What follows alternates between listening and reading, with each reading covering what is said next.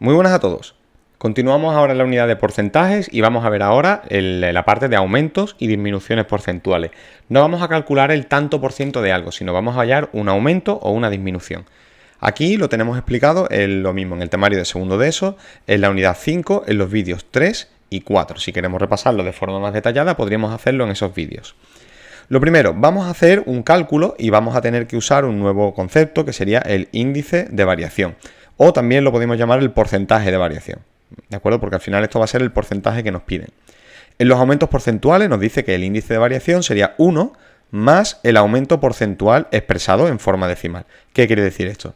Si como el ejemplo que vamos a ver aquí hablamos de un 16%, pues si a nosotros nos dicen que un aumento porcentual debería ser el 1 más el tanto por ciento, para calcular un aumento del 16%, lo vamos a poner por aquí, un aumento del 16%, deberíamos calcularlo con 1 más ese porcentaje, pero expresado en forma decimal, más 0,16. Nuestro índice de variación, o el número por el que vamos a tener que multiplicar, va a ser 1,16. Al final resulta simplemente que tengo que sumar ese 16 después de la coma al 1, ¿vale? El número que me aparezca, pues así de sencillo sería. Un aumento del 40%, pues evidentemente va a ser 1 más 0,40, pues 1,40. Es añadirle ese porcentaje detrás del 1. Vamos a hacer entonces nuestro ejemplo que tenemos aquí. Sería que un reloj, bueno, primero antes de empezar con el ejemplo, vamos a recordar cuál era la fórmula. La fórmula que veíamos el año pasado tantas veces. El año pasado hablábamos de cantidad inicial y cantidad final, en lugar de valor inicial y valor final, pero sería exactamente lo mismo. Nuestro valor final va a ser igual a un valor inicial del que vamos a partir, multiplicado por ese índice de variación que hemos hablado, el 1,40 o el 1,16 o el que toque. ¿De acuerdo? Así que vamos a aplicar esa fórmula. En lugar de poner valor, yo voy a poner cantidad, ¿vale? Vamos a poner cantidad final, tiene que ser igual a la cantidad inicial multiplicado por el índice de variación. Ese índice de variación que hemos dicho que era el porcentaje. Vamos a calcular primero cuál sería nuestro índice de variación. Nos dice que un reloj de 50 euros aumenta su precio un 16%. Si aumenta un 16%, nuestro índice va a ser 1 más 0,16, que evidentemente es 1,16, del mismo ejemplo que hemos tomado antes. 1,16 es nuestro índice de variación, así que si el reloj que valía 50 euros, si valía 50 euros y ha aumentado el precio, los 50 es una cantidad inicial. Así que lo que vamos a calcular va a ser nuestra cantidad final. ¿Cuánto vale ahora? Pues la cantidad que vale ahora es la cantidad final. Nuestra cantidad inicial es 50 y nuestro índice de variación es 1,16. Si metemos estos valores en la calculadora, nos da un total 50 por 1,16 son 58 euros.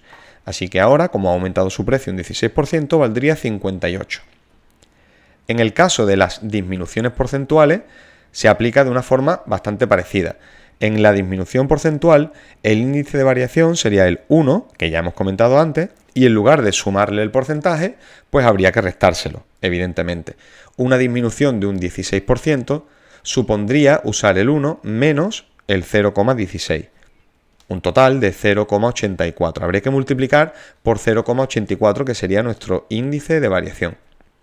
Si algo va a reducirse en un 35%, pues sería 1 menos 1,00 si queremos, pero 1 en total, en definitiva, 1 menos 0,35, que es un total de 0,65. Y ese, volvemos a repetir, es nuestro índice de variación.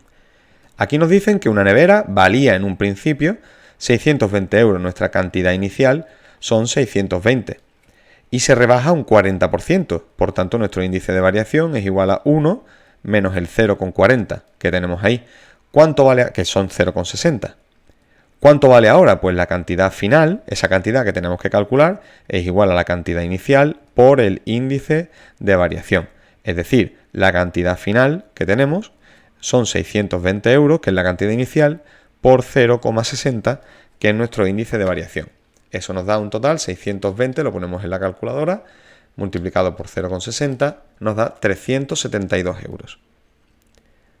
372 euros sería el número, el valor de la nevera justo después de hacerle la rebaja. Vamos a continuar haciendo aquí algún problema más y nos dice que el agua recogida en un pantano son 690 metros cúbicos. Se han recogido todo esto. Esta sería nuestra cantidad inicial. Partimos de una cantidad inicial que son 690 hectómetros, perdón, no metros, hectómetros cúbicos. y ha disminuido un 23%. Si ha disminuido, habrá que restar. Es decir, nuestro índice de variación es 1 menos 0,23. Un total de 0,77. ¿Cuánta agua hay ahora? ¿Cuál es la cantidad final? Pues la cantidad final es entonces la cantidad inicial, 690, por el índice de variación, 0,77. 690, lo ponemos también en la calculadora, por 0,77, nos da un total de 531,3 hectómetros cúbicos. Y esa sería al final la cantidad de agua que queda en el pantano.